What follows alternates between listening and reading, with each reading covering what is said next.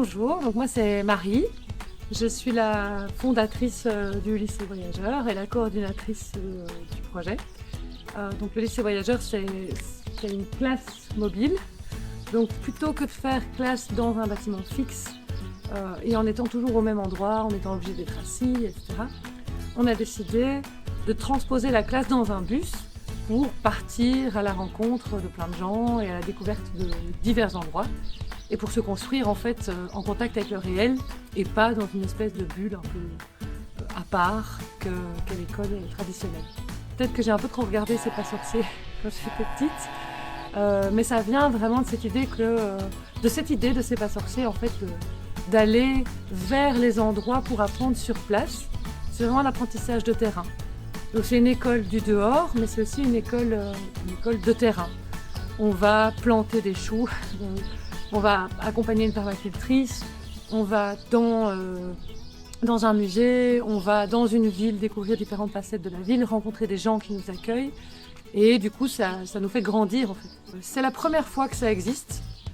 C'est vraiment le premier prototype d'école mobile qu'il y a en Europe. Et j'ai pas trouvé d'exemple à travers le monde qui soit fonctionnel. Si quelqu'un fait la même chose, je serais ravie de le savoir parce qu'on est toujours mieux quand on est plusieurs à faire quelque chose. Mais a priori, du coup, on est vraiment en train de construire quelque chose de A à Z. Donc ça veut dire que notre idée de base, elle se confronte au réel et elle change, elle se transforme avec le temps. En termes d'activité, on a fait plusieurs choses, c'est très varié. C'est-à-dire qu'on a déjà été dans une menuiserie pour apprendre à justement un peu maîtriser, pour faire une boîte, parce qu'on a fait une boîte de vie, ça s'appelle en fait. Donc on a appris à maîtriser ça. On avait un élève qui était passionné par le bois, etc. Donc c'était aussi intéressant pour lui. Ça a permis aussi pour d'autres de découvrir le métier de menuisier. On a fait d'autres activités un peu plus chouettes, mais aussi qui nous permettent on va dire, prendre les choses en main. C'est-à-dire qu'en fait on a été au Delta à Namur pour créer nos activités. Donc moi par exemple, j'avais une activité stand VR, donc j'ai ramené mon ami avec son casque VR et le mien pour attirer le monde. On avait Achille qui faisait un stand de rap, donc le stand de rap c'était, il apprenait à faire des textes, comment ça fonctionnait, comment est-ce que tu penses, etc. Et il y a eu d'autres partages de talents, il y a eu le dessin, il y a eu la sculpture, donc ça a permis aussi de ramener du monde, pouvoir leur montrer que tu sais très bien faire des choses de tes mains, il faut juste que tu t'apprennes en fait, et ça c'était plutôt chouette. Ça a permis aussi de partager, d'un peu faire de la publicité à notre école pour montrer qu'on bouge et qu'on essaye vraiment d'exploiter nos talents. Donc c'est ce que dit le texte, c'est deviens ce que tu es. Donc juste on développe ce qu'on a et on le partage aux autres, comme l'enseignement mutuel quand on travaille à l'école. Donc bienvenue dans le bus qui a été baptisé l'Odyssée Bus. Donc c'est un autocar de tourisme, ça nous permet de partir, de faire des centaines de kilomètres en un coup sans que le moteur ne chauffe. Et c'est un bus d'occasion, c'est 1,3 €, donc il ne peut pas rentrer dans certaines villes, ou alors il faut payer pour. Mais il va être entièrement transformé pour devenir une vraie classe mobile. Sauf que c'est notre prototype. Donc pour le moment, on fait des essais-erreurs pour voir ce qui fonctionne dans le bus ou pas. À terme, ce sera notre bibliothèque.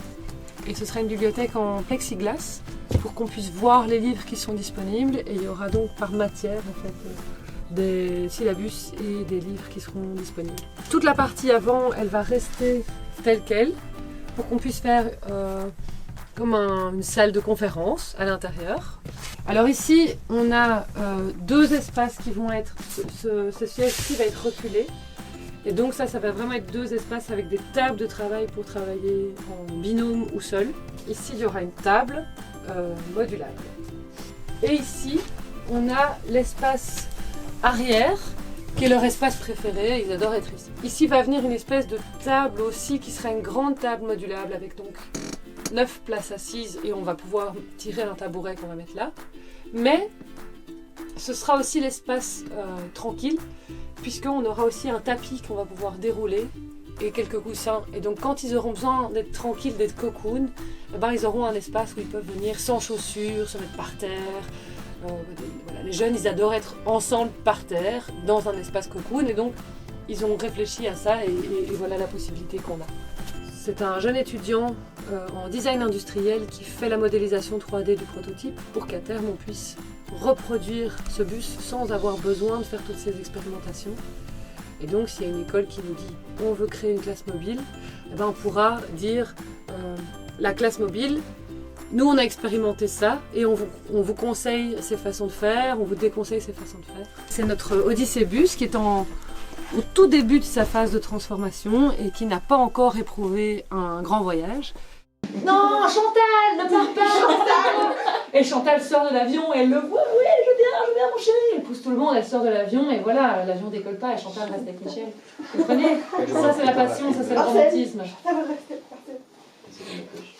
Et du coup, dans les passions, il y a la passion amoureuse, mais il y a d'autres types de passions. Dans les sentiments, quoi. Qu'est-ce qu'on a comme émotion? La base de la pédagogie du lycée voyageur, c'est une pédagogie Freinet. Donc Célestin Freinet, c'est un instituteur qui, en revenant de la Première Guerre mondiale, a des soucis respiratoires, n'arrive plus à prendre la parole de la même manière, et en parallèle se pose la question de comment est-ce qu'on a pu en arriver là, comment est-ce qu'on a fait en sorte que les gens acceptent de partir à la guerre en se faisant massacrer, sans comprendre vraiment ce qui se passe. Et donc il s'est dit, en fait on ne questionne pas l'autorité parce qu'on apprend par cœur des choses, et donc on a besoin de pouvoir remettre en question et développer notre esprit critique. Et donc il s'intéresse aux enfants. Et il va les voir dans leurs activités quotidiennes, donc il va les voir à la rivière, il va les voir, il les regarde dans leurs jeux, dans leur façon de se parler, etc. Et il les fait travailler eux. Et ça c'est révolutionnaire, parce qu'à l'époque c'est le professeur qui se met devant l'estrade et qui parle et qui déverse son savoir aux enfants qui doivent apprendre par cœur. À partir de Célestin Freinet, lui ce qu'il fait c'est qu'il mandate les élèves pour partir en enquêteurs, récolter des informations à propos de leurs parents, à propos d'un métier qu'ils font, à propos d'un lieu qui est proche d'une rivière, par exemple. Et après, les enfants reviennent avec ces informations et ils les accompagnent pour les mettre en page et en faire un journal. Il y a d'autres outils Freinet, il y a le cahier de l'écrivain. Donc, au lieu d'écrire, au lieu de lire des histoires ou d'apprendre des histoires par cœur, il va amener les élèves à écrire eux-mêmes leurs histoires et à les collecter dans un livre. Donc il va mettre du sérieux en fait dans la vie quotidienne des enfants. Et en fait il les fait travailler comme des adultes. Et ça c'est quelque chose qu'on fait au lycée voyageur. Et donc Freinet en fait c'est un peu C'est pas sorcier. C'est vraiment aller faire une enquête, rapporter des informations et la communiquer au reste de la classe. Il y a d'autres outils Freinet qui sont les consultations de classe, les conseils d'école, etc. Nous, on ne fait pas ça. Donc on a pris de Freinet ce qu'on voulait prendre, dont surtout cet aspect d'enquêteur et de journaliste. Et ce sont les élèves qui vont à la rencontre du savoir et récoltent un maximum d'informations. Comme ça, nous, ça nous fait moins de travail. On n'aime pas bosser. En théorie. En théorie, oui.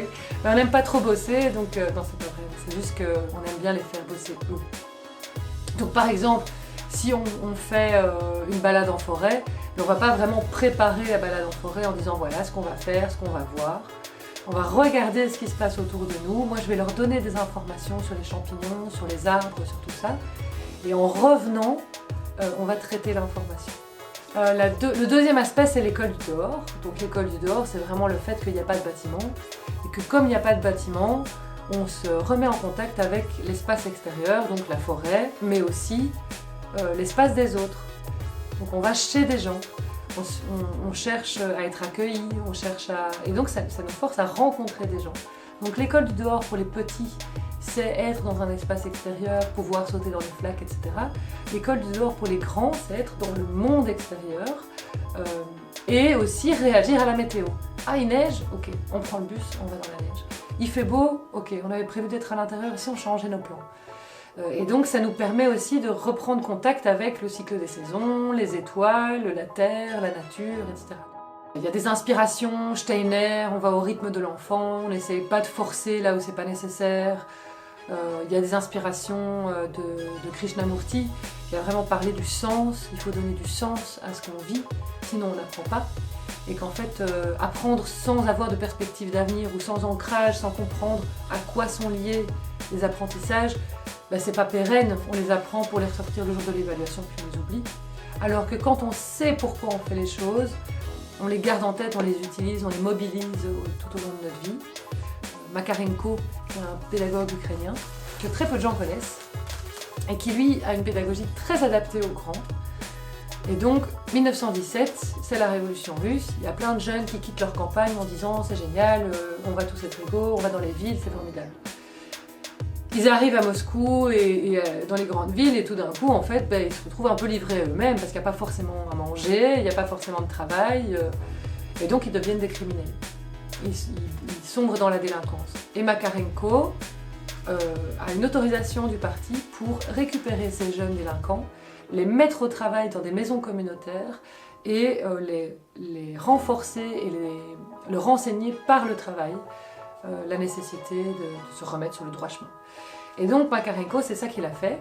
Il a créé des maisons communautaires où il a récupéré tous ces jeunes, il les a mis au travail, il leur a appris à lire et à écrire, il leur a redonné de la fierté par un sens accru du collectif et de la nécessité collective.